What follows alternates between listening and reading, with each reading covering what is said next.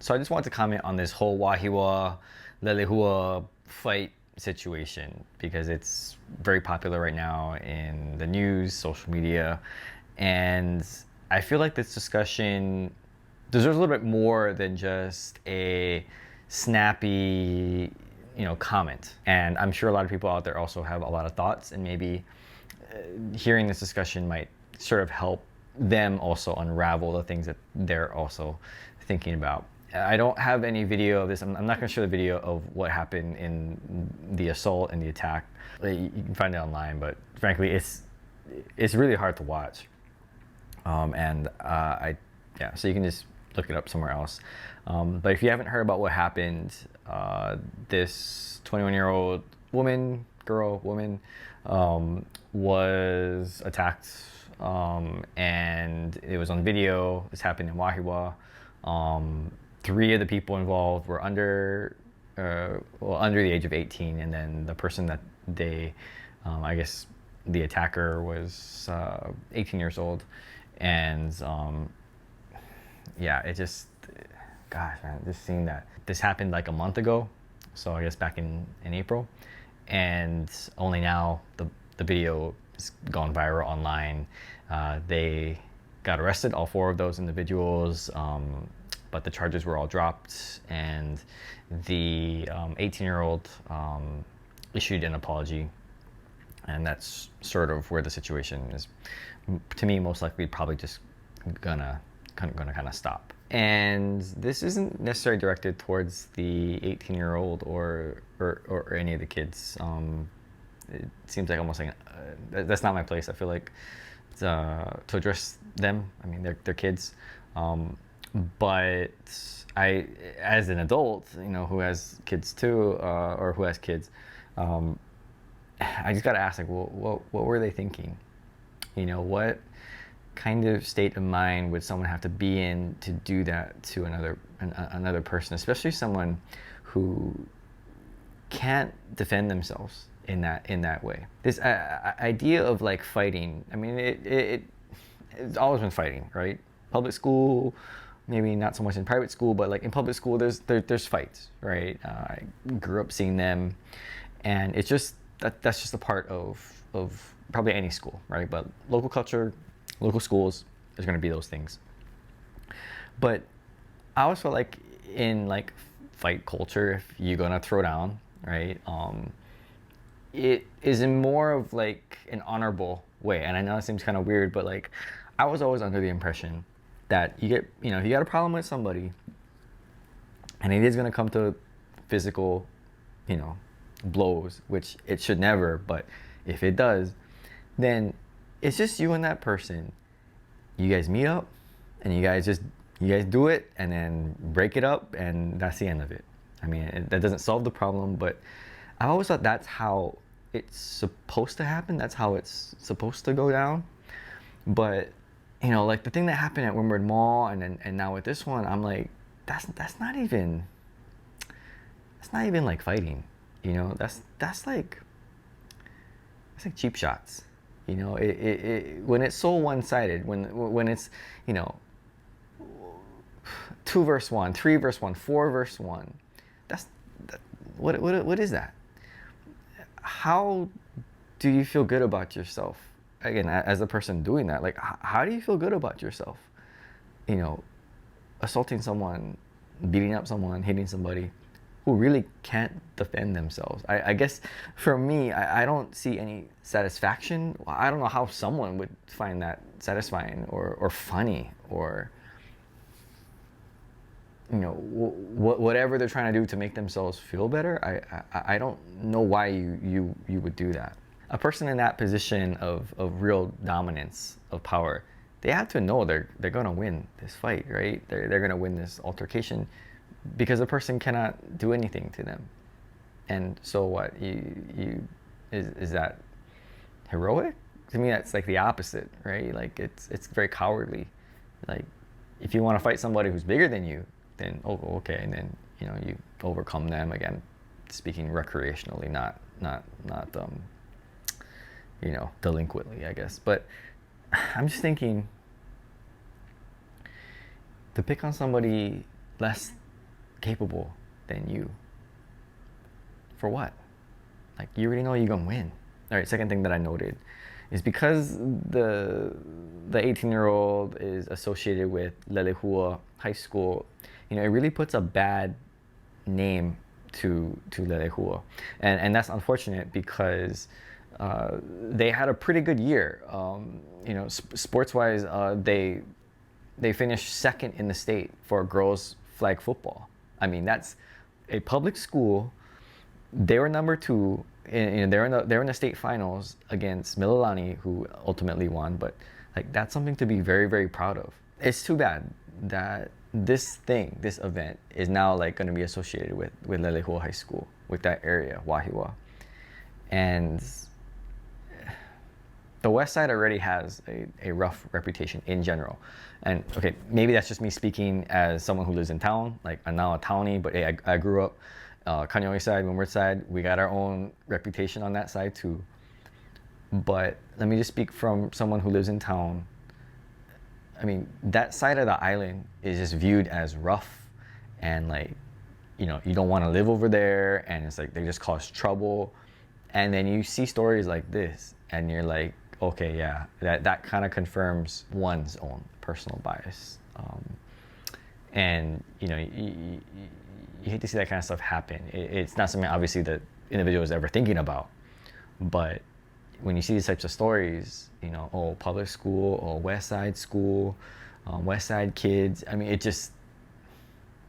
gives that side a bad reputation where it's not all like that.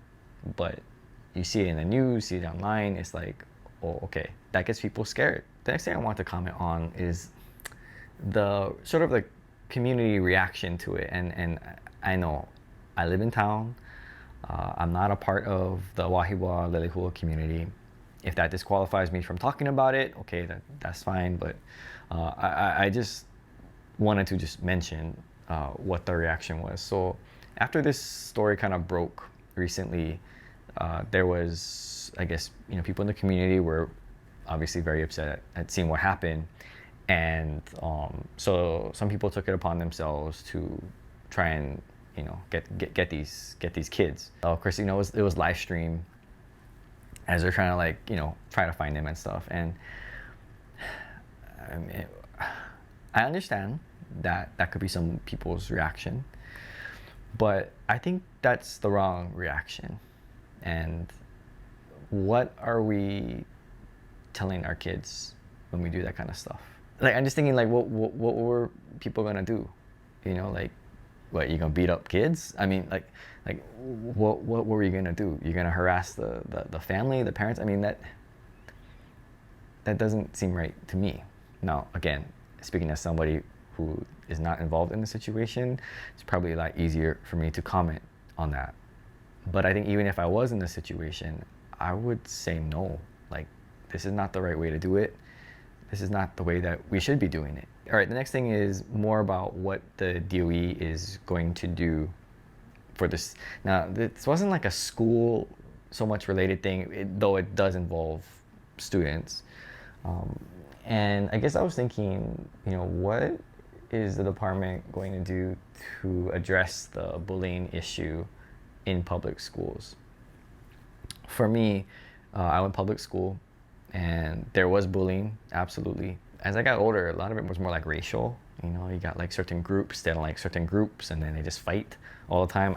I don't get it, but that's what happens, I guess. I think something has to be done more than just talking about bullying in like health class, or, you know, showing these like PSA announcements on bullying. And I know that the school's job is to educate the kids, right? It's not to, you know, parent them. It's not to teach them right from wrong, right? It's just to give them education, to give them knowledge and information. But I think part of that is also developing the child, you know, emotionally in other things. And I don't know what the solution is for that from a school standpoint, a department standpoint, but man, there's got to be something. Just a couple comments. I know people will probably complain about the result of what happened, the charges being dropped for all the kids or all the people involved. and of course the 18-year-old charges are dropped. And yeah, not to go too much into the whole legal thing, but you know, to me that, I mean, sort of what I expected, to be honest. I mean, this person is 18 years old. You're really gonna start them in prison? I mean, it's bad what happened, but I mean, come on. I don't think they would push for that. I mean, maybe probation, maybe community service, but an 18-year-old starting their adult life in prison because of this, yeah, I don't think that was ever going to happen. It might change, who knows, but I'm not surprised about what happened. Now, it was mentioned that the 18-year-old cannot graduate or cannot walk at graduation. I assume they're still going to graduate, but they cannot walk, you know, they cannot go graduation. And that is probably pretty tough for the family. But when I heard that, you know, honestly, that's probably for the better for that person, because you can imagine, right? This whole thing just broke out this week, and then you go graduation in the same week, and they call your name, and you go up and you get your diploma, right? All the boos, all the anger from that class, from that community, is now targeted towards this person, right? On what's supposed to be probably one of the highlights of her life, right? All these people booing her, and then afterwards, right? She got to walk back to her family, who's, you know, in the crowd, right? And then they give lei, and you can imagine the animosity that people are going to feel towards her and towards her family. I can almost guarantee, if she was at the graduation and got to walk, almost guarantee there's going to be a fight. It may not be between her and somebody else, at least I hope not, but it's probably going to be family members, right? Some people that know somebody that, you know, and then they see, you know, the uncle or, you know, whatever, right? You know, there are going to be words that are exchanged, and it's going to ruin the graduation for everybody else, right? So that's probably a good thing, you know, that you know, it's sad that she's not going to be able to walk, but it's probably a good thing for her safety and for her family's safety and just the safety of, you know, people at the graduation. So really the focus can be on, you know, congratulating and celebrating, you know, the accomplishments of the class, and not having to worry and have security like watching, you know, all this. So I think that's probably a good decision. And, you know, I think people are going to look at her apology and probably try to dissect it and you know, look at her body language and stuff. And maybe some people will feel like, oh, she didn't mean it, and all this other stuff. And you know, it's hard to say. I watched the apology, and honestly, that's probably the best an 18-year-old can do, right? I mean, come on. Very seldom do we ever apologize like that publicly, right? Maybe even privately, some people don't even apologize, but publicly in front of the media, you know. So I thought that was fine. When I see situations like this, what I try to do is I try to put myself in the situation, and in this case, it's not in the situation of the 18-year-old girl or the 21-year-old girl, but actually to put myself in the situation of the parents of the 21-year-old and the parents of the 18-year-old. Like, what if that was my kid? How would I feel? And what do I think I would do? If this happened to my kid, right, it would be really tough, you know, especially if my kid couldn't defend themselves like that. Boy, man, that would be a tough one, right? They would be the victim. They would be the one that was hurt. I would feel like, you know, nothing was being done. And then the story breaks, and then now everybody knows about it. And I think I'd feel a little sense of redemption, maybe a sense of justice, a sense of accountability. But I still think I feel angry at the kid who did this, their family, you know, the school, whoever, you know, just feeling angry. And I don't know how long that would take to go away, because, you know, you feel a sense of shame that this happened to you, but at the same time, you know, you also got to feel good that the community in that area really has your back. Again, I wouldn't go so far and create like a mob mentality and go try to find the kids, but, you know, at least, you know, you got support in that community, and that they know, right? People know now what happened, And so there's some sense of validation, I think, in that, and I think that's something to feel better about. It's not gonna feel, you're not gonna be healed. There's always gonna be that anger there, but I think that's how I would try to go through it, and it would be tough if it was my kid. But I think just feeling anger eventually, man, that's gonna destroy you and your family. And if I was the parent of the 18-year-old, the one who attacked, boy, I mean, you feel shame, you feel angry, you feel disappointed, embarrassment, and probably wondering what you could do better, what you could have done better, why your kid turned out this way, why they did this, why they made those choices. That's a lot of emotions to deal with. It would take a long time to heal that relationship between parent and child. But,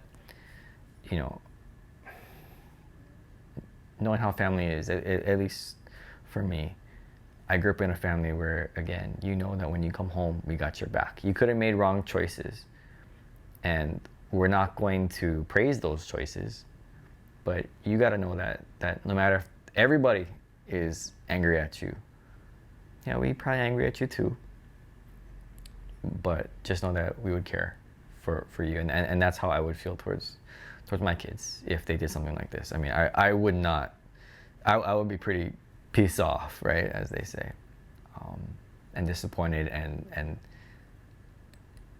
boy, it would be hard, especially because now they're 18, right?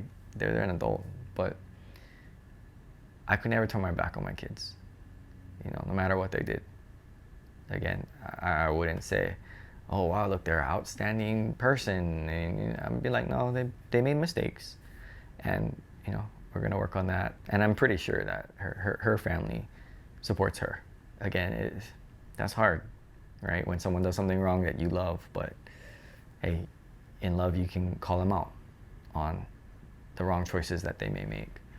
Also, if I was that parent, I would at some point, probably not now, but at some point, I would go to the family of the victim and apologize in person. It doesn't have to be social media, it doesn't have to be in front of cameras. Just at some point, I would reach out and just say, hey, I want to apologize, for what happened, and what my kid did. It wasn't right. And I just want to apologize to the person, the victim, and also their family. And that may not happen for a while. And be okay if the family says, like, no, we don't want to talk to you, right? Like, we got to be okay with that, because it could be too soon. But I would want to do that if it was me. And if they say, no, we never want to talk to you guys, then I'm saying, okay, that's fair, I understand, but at least I offered. In situations like this, it's hard to know what to feel, what to think, what to say. Especially nowadays with the way that our news is being fed to us, right? It's in these small little snippets, and that's the hard part with social media, right? It's just a lot of sensationalized stuff, and a lot of it's reactionary, right? But I think in these times, what I try to do is I at least try to wait a little bit and think about it, and then present, what it is that I'm feeling. And trying to work through those feelings is not always easy, but it's more than just I'm mad or somebody's got to do something, or it's usually more than that. And again, I hope that something like this that happened, I hope it opens up a broader discussion on other things like bullying in schools and inside the home and parenting, emotional health, things like that. Let me know what you think in the comments below. Thanks for watching, and aloha.